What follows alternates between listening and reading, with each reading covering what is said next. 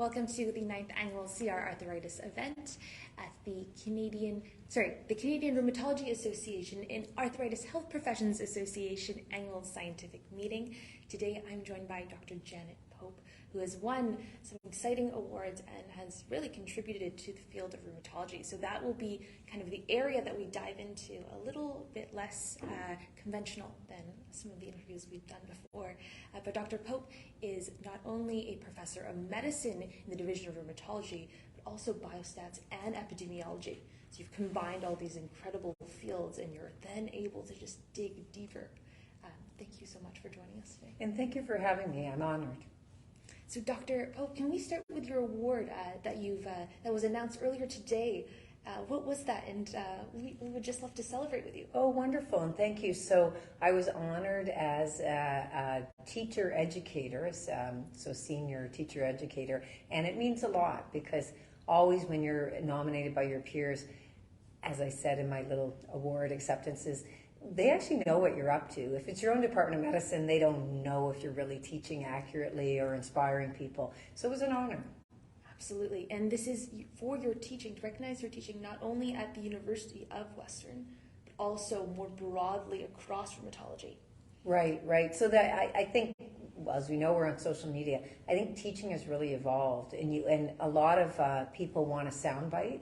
So I am on Twitter at Janet Burdo. So on Twitter, I do my hashtag clinical pearls and try to show physical exam findings or a clinically relevant thing, spot diagnosis, things like that.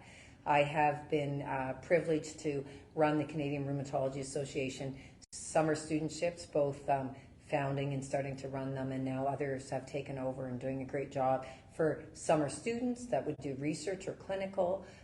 I've been able to run our leadership program for the emerging and young rheumatologists new to practice, whether it's a community or university or both. So that's a LEAP leadership program for the Canadian Rheumatology Association.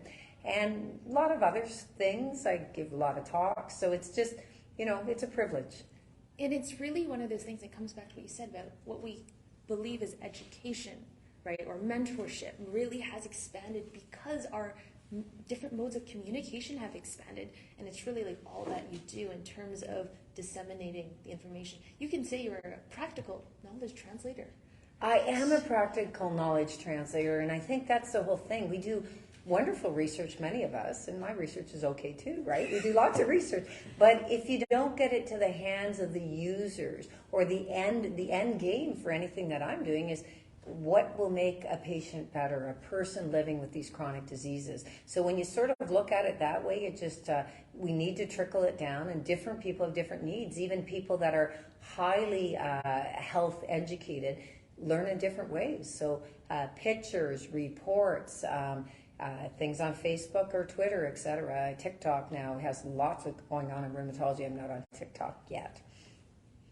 But like you said, you have to figure out how to reach patients, and even if that means being on TikTok, right? Like, well, let's embrace it as a field. Yes, absolutely. And I mean, where else could we get at this point in time free content, right? It's amazing. It's amazing. Easy to understand too. I think, as much as I don't love social media, I have to say it's taught us something about the human attention span and how we best learn, right? There's something so effective about having condensed, concise, precise information delivered clearly in 30 to 60 seconds. That is totally true. But like anything, there's misinformation. So there's misinformation on the internet, and we had a nice lecture earlier in the week about deliberate misinformation and then unintentional. And I could, by accident, give unintentional misinformation. People don't understand it. Usually they're apt to say, did I get it right or something? But you can never believe all that you read or you see. And I think the way to be literate on that is if it sounds too good to be true, it is. I like that. Too good to be true. It's not, it is true. It's too good to be true. Dr. Pope, can I ask now about, I know you do so much research in different fields, you are co-PIs on this and that. From your perspective, what kind of gets you out of bed in the morning these days? Like, what is that one project you're like, yes? Right. So it's funny, I think you won't be surprised that it's not just one project, it's many. So I'm a researcher because I think if I was a clinician slugging it out, I want to ask the questions and answer them. It doesn't matter if I'm right or wrong. You ask the question, I have observed whatever.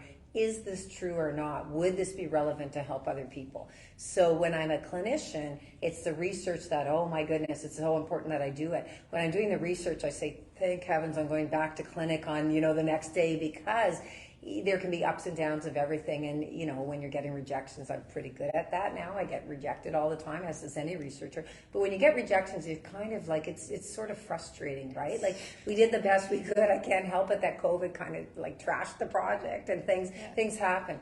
And then I think really, I love the dissemination. I love to teach because when I teach, I learn. And to learn succinctly, putting it in so many characters, or you only have talks used to be 30 to 60 minutes routinely. Now, you're going to fly somewhere or sit on Zoom or a webinar at home, and in 20 minutes, everyone wants that distilled, sometimes 15 minutes. So you go, okay, here's the high level for the learners, but here's the resources to find out more. Or here's a good knowledge translation if you're not really understanding this field. Here's a resource to go to. So I think providing that along with giving the teaching. So they all kind of get me going. And I love the trainees and the junior faculty, the med keeners that want to get into med school, and the med students that want to get their internship and residency where they want to go. I think that it's really satisfying to have them learn something, realize that it's a challenge to get something, ask the question, try to answer it and get it published and present. But it gives them so much appreciation, whether they go into research or not, gives them huge appreciation to, we need to know more. And if we stagnate now, we'll never be better than today. So that spark is important.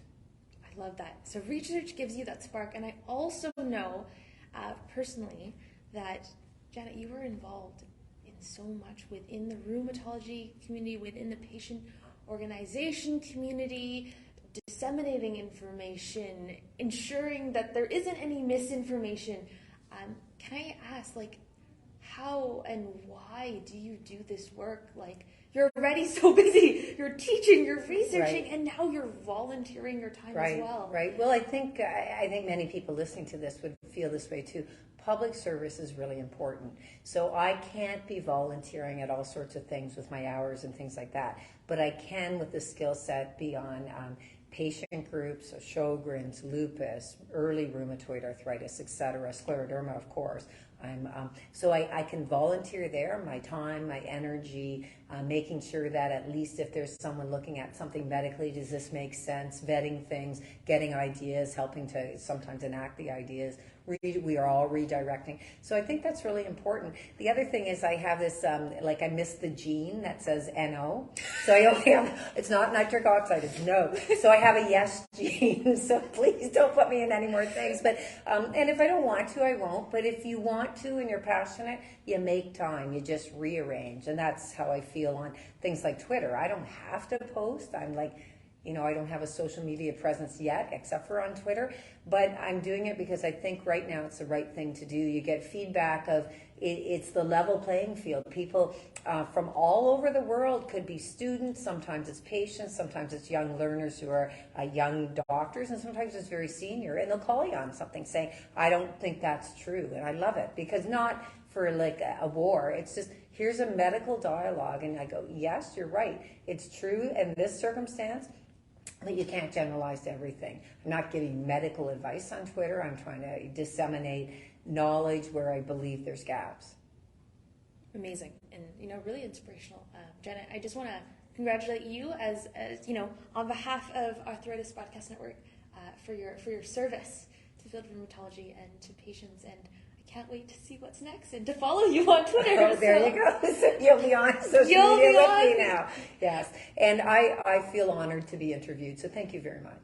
Thank you so much. And Anita, do we have any questions?